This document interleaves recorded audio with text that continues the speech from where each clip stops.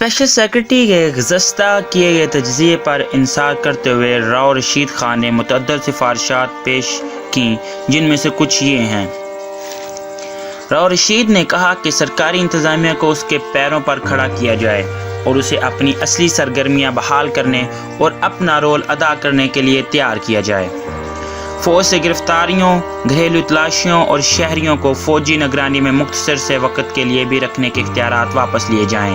فوج کو صرف مستقل نوعیت کی ذمہ داریوں کے لیے ہی استعمال میں لایا جائے۔ انتظامیہ کا مرکز کوپس ہیڈ کوارٹرز سے پہلے سول سیکرٹری میں منتقل کیا جائے۔ کمشنروں اور ڈپٹی کمشنر کے دفاتر بھی مقامی فوجی کمانڈروں کے کیمپوں سے منتقل کیے جائیں۔ اگر رابطے اور تعاون کے لیے میٹنگوں اور مذاکرات کی ضرورت پڑے تو یہ سول دفاتر میں منعقد ہوں گی۔ فوج کا انخلاء جو بتدریج ہو مزید واقعات کا سبب بن سکتا ہے، لیکن یہ خطرہ مول لینا چاہیے۔ فوج کو غیر متحرک اور منجمد فرائض پر مامور کرنا اندرونی اور بیرونی دونوں سطحوں پر ہونا چاہیے۔ اگر صورتحال مزید خراب ہوئی یا کوئی علاقہ ہاتھ سے نکل رہا ہوا تو فوج ہمیشہ وہاں موجود ہوگی کہ سرکاری انتظامیہ کی امداد کے لیے آ سکے۔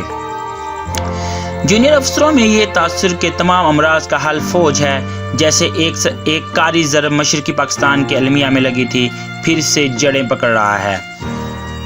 یہ تاثر بڑا متعددی تھا اور یہ ایک صوبے تک محدود نہیں رہ سکتا تھا۔ اس متعددی تاثر کو پھیلنے کی اجازت نہ دی جائے تو بہتر ہے۔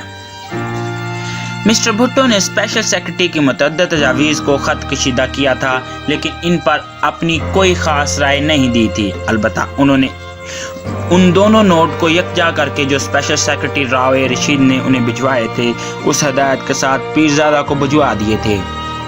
پلیز یہ دونوں نوٹ دیکھیے، اپنی رائے لکھنے اور جب میں آپ کی رائے دیکھ چکوں تو اس پر بات کیجیے گا۔ مسٹر بھٹو کے دستخطوں کے ساتھ 24 اگست 1976 کی تاریخ مثبت ہے۔ راؤ رشید کی مناسب تجاویز اور سفارشات کے باوجود جو سرکاری امور اور فوج کے کردار سے متعلق تھیں، یہ معاملہ ریکارڈ میں تھا کہ مسٹر بھٹو نے فوج کی بلوچستان سے واپسی کی بتدریج پالیسی اختیار نہیں کی تھی، جبکہ دوسری طرف قومی سطح پر انتخابات کے بعد گڑبڑ ہوئی تھی تو انہوں نے ملک کے کئی شہروں کراچی، حیدرآباد، لاہور پر محدود مارشل لاء کو نافذ کر دیا تھا اور فوج کو ایک بار پھر باہر بلایا گیا کہ سول حکومت کی مدد کرے۔ یہ وہ علاقے تھے جو بلوچستان کے علاوہ تھے۔ اسپیشل سیکرٹری نے سول ملٹری انتظامیہ کی پیچیدگیوں کے بارے میں اپنے نکات چیف سیکرٹری بلوچستان کے سامنے اٹھائے۔ انہوں نے اپنے جواب ضمیمہ 71 مورخہ 29 اکتوبر 1976 فوجی افسروں کو جو برتری حاصل ہوئی تھی وہ سول افسروں کی ناقص کارکردگی کے سبب تھی، جو ترقیاتی امور میں ظاہر ہوئی۔ اس کے علاوہ اس ناقص کارکردگی کا ایک سبب سرکاری افسروں کی افسر جو کہ پول کے ارکان نہیں ہیں، انہوں نے بھی بلوچستان کے لیے منتخب کیا گیا تھا اور انہیں پولیس اور انتظامیہ وغیرہ کے شعبے میں کھپایا گیا، جو تربیت کے بعد بہتر کارکردگی کا مظاہرہ کر سکیں تھے۔ اگرچہ ان فوجی افسروں کی اکثریت کا تعلق بلوچستان سے ہی تھا، لیکن وہ سرکاری افسر جنہیں گزشتہ برسوں میں ترقی ملی اب انہیں اپنی ترقی کی راہ میں رکاوٹ تصور کرتے تھے۔ تاہم ضرورت اس امر کی ہے کہ انتظامی اور ترقیاتی شعبوں کے درمیان تعاون اور ربط مضبوط مستحکم ہونا چاہیے تھا تاکہ حکومت کی پالیسیوں کو نافذ کیا جا سکتا۔ سول حکومت اپنی انتظامی اختیارات اپنی مکمل صوبدید پر تمام شعبوں پر استعمال کرتی تھی، ماسوائے ان علاقوں کے جہاں فوجی آپریشنز کیے جاتے تھے۔ اس کے علاوہ ایک صوبائی کوارڈینیشن کمیٹی موجود تھی جو وقتاً فوقتاً انتظامی امور کے بارے میں امور طے کرنے کے لیے اپنی میٹنگ کرتی تھی۔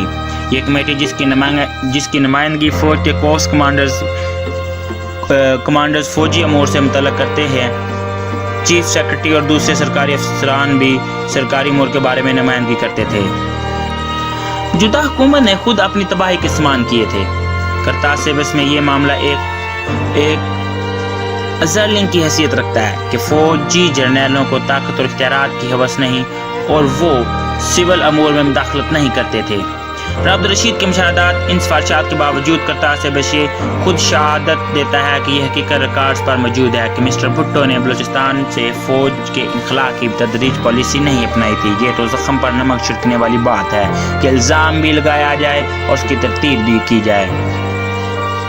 اس سلسلے کی اگلی کڑی کے ساتھ آپ کی خدمت میں حاضر ہوں گے. تب تک کے لیے اللہ حافظ.